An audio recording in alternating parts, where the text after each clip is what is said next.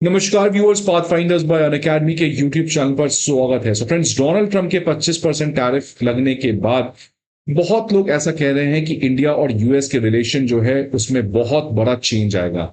In fact ऐसा भी लोग कह रहे हैं कि यूएस ने पाकिस्तान के साथ ट्रेड डील कर ली तो ये तो भारत की एक बहुत बड़ी फॉरेन पॉलिसी फेलियर है।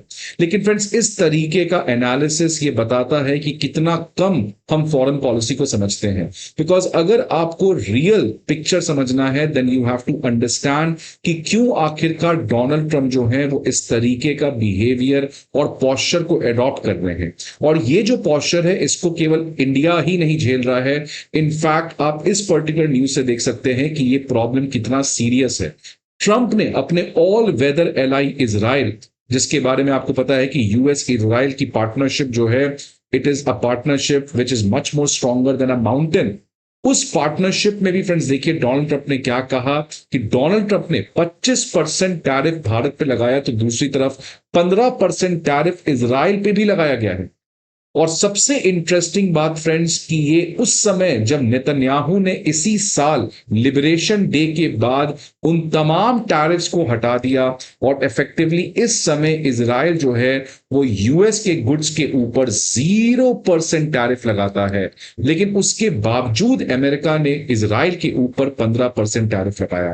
तो फ्रेंड्स, इसीलिए एक चीज जो हमें सावधान रहना है that India's foreign policy is not failing, India's foreign policy is not something which has gone down, rather ये एक पूरा अलग इशू है जिससे आज दुनिया के तमाम कंट्रीज जो हैं वो इस नए हकीकत का सामना कर रहे हैं।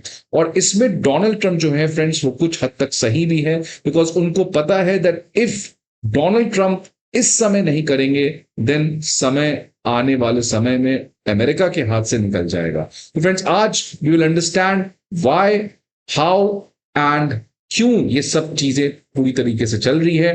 बट पहले हम लोग समझेंगे कि आखिरकार ये यूएस और इजराइल का क्या है पर्टिकुलर इशू। तो देख सकते हैं फ्रेंड्स, न्यूज क्या रहा है कि इजराइल जो है उसने अपने सारे टैरिफ को यूएस इंपोर्ट से ऑलरेडी इस साल हटा दिया था। लेकिन उसके बावजूद प्रेसिडेंट डोनाल्ड ट्रंप ने इजरायली गुड्स के ऊपर 15% का टैरिफ लगाया है। अप्रैल में फ्रेंड्स जब यूएस ने लिबरेशन डे टैरिफ अनाउंस किया था उस समय ट्रंप ने इजराइल के ऊपर 17% टैरिफ की घोषणा की थी। और उसके बाद इजराइल ने उन तमाम टैरिफ को हटाकर अपने टैरिफ को इफेक्टिवली 0% पे लाया गया था। और अब डोनाल्ड ट्रंप ने 15% टैरिफ लगाया है, मतलब मात्र 2% ही कम हुआ है। अब सवाल आता है कि आखिरकार यूएस ने इजराइल पे क्यों लगाया उसके बावजूद कि इजराइल 0% टैरिफ लगाता है। तो सबसे पहले फ्रेंड समझिए कि यही मैं कहना चाह रहा हूं कि यूएस का इंडिया पे टैरिफ लगाना और यूएस का इजराइल पे टैरिफ लगाना, इसका यह मतलब नहीं है कि यूएस ने इंडिया को धोखा दे दिया है, इंडिया अब एक तरीके से दुश्मन हो गया है, या इंडिया की कोई वैल्यू नहीं रही है यूएस एडमिनिस्ट्रेशन के समय। अगर यही लॉजिक रहता फ्रेंड्स देन यूएस को तो रशिया पे भी टैरिफ लगाना चाहिए था, यूएस को नॉर्थ कोरिया पे भी टैरिफ लगाना चाहिए था। बट रशिया और नॉर्थ कोरिया पे टैरिफ ना लगाकर अपने सबसे खास मित्र इजराइल और सबसे इमर्जिंग क्लोज पार्टनर इंडिया के ऊपर टैरिफ लगाना, यह बताता है कि यूएस की जो फॉरेन पॉलिसी है इस समय वो काफी अलग तरीके से कंडक्ट कर रही है। और अगर रियल रीजन जानना है फ्रेंड्स तो वो घूम फिर कर आता है ट्रेड डेफिसिट।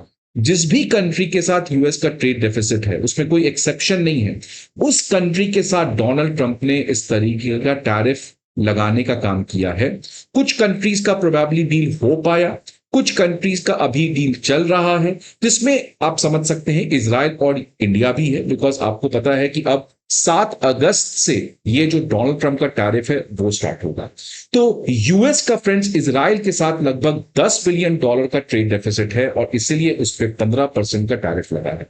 तो अगर मैं बात करूं इंडिया का तो इनफैक्ट 45 से $50 billion tariff, $50 billion trade deficit है और इंडिया के ऊपर लगाया गया है 25% tariff, which means friends India relatively better है उस कॉन्टेक्स्ट में जिस कॉन्टेक्स्ट में आज इजराइल है। तो फ्रेंड्स इसके बारे में और बात करेंगे कि आखिरकार डोनाल्ड ट्रंप क्यों ये कर रहे हैं and why he is not ready to back out. But आगे बढ़ने के फ्रेंड्स पर एक important information, Unacademy IAS prelims mock test, previous questions और करंट अफेयर मैगजीन्स, इन तीनों चीज के पीडीएफ आपके सामने लेकर आए हैं। ये सारे पीडीएफ आपको फ्रेंड्स हमारे वीडियो के दिए गए डिस्क्रिप्शन के लिंक पर मिलेगा। इसके अलावा अगर आपको किसी भी तरीके की इंफॉर्मेशन चाहिए तो आप इस नंबर पर हमें कॉल कर सकते हैं या हमारे किसी भी ऑफलाइन सेंटर पर विजिट करके हमारे एजुकेटर्स और मेंटोर्स के साथ 1-to-1 इंटरैक्ट भी कर सकते हैं।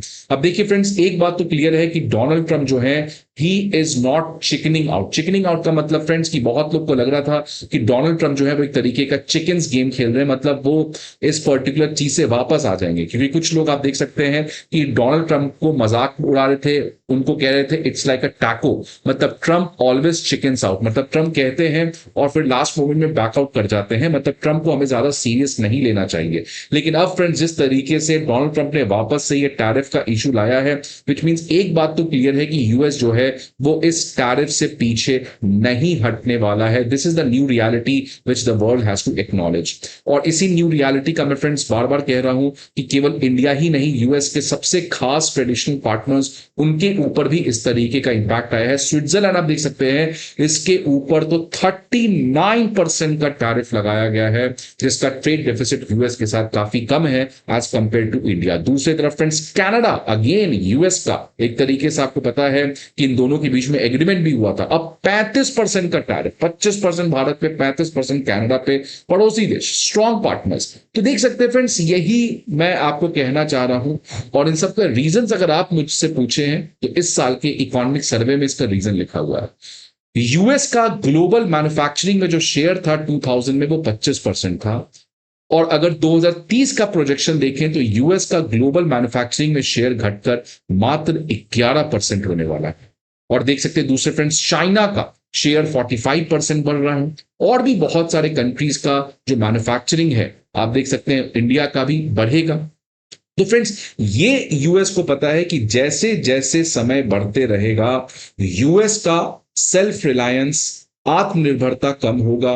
यूएस में इसी की वजह से आज बहुत बड़ा वाइट पीपल का अनएम्प्लॉयमेंट पीक पर है। और अगर इस समय यूएस एक्ट नहीं करेगा तो जो यूएस वर्ल्ड की सबसे पावरफुल इकोनॉमी है, यूएस द बिगेस्ट पावर है, उसकी क्रेडिबिलिटी यूएस खो देगा। इसलिए फ्रेंड्स, डोनाल्ड ट्रंप को पता है कि अब it is a time for disruption, because if US does not do then ये आने वाले समय में इम्पॉसिबल हो जाएगा अमेरिका के लिए। और जैसा आपको पता है फ्रेंड्स कि अगर किसी भी कंट्री को लीडर बनना है, किसी को कंट्री को हेजमेन बनना है, सबसे बड़ा पावर बनना है, देन साम दाम दंड भेद हर तरीके के स्ट्रैटेजी को लगाना पड़ता है। आई एम नॉट जस्टिफाइंग ये टैरिफ सही है गलत है, वो तो समय बताएगा कि क्या इससे अमेरिका में महंगाई बढ़ता है और इससे क्या चाइना को अलग मौका मिलता है, ये सब तो समय बताएगा। लेकिन फ्रेंड्स, एक बात तो क्लियर है कि यूएस का टैरिफ लगाने से हमें भारत को और अमेरिका के रिश्ते को खराब तरीके से नहीं देखना चाहिए। अभी भी आने वाले समय में यूएस और इंडिया का जो फंडामेंटल कॉज है वो स्ट्रांग रहेगा। आप देखिए निसार सैटेलाइट हुआ, आप देखिए दोनों कंट्री के बीच में क्रिटिकल इमर्जिंग पार्टनरशिप हुआ टेक्नोलॉजी को लेके, दोनों कंट्री के बीच में मिनरल पार्टनरशिप हुआ, अब यूएस की कंपनी भारत में ड्रोन बनाएगी। तो बहुत सारे चीज चल रहे हैं फ्रेंड्स, लेकिन ये जो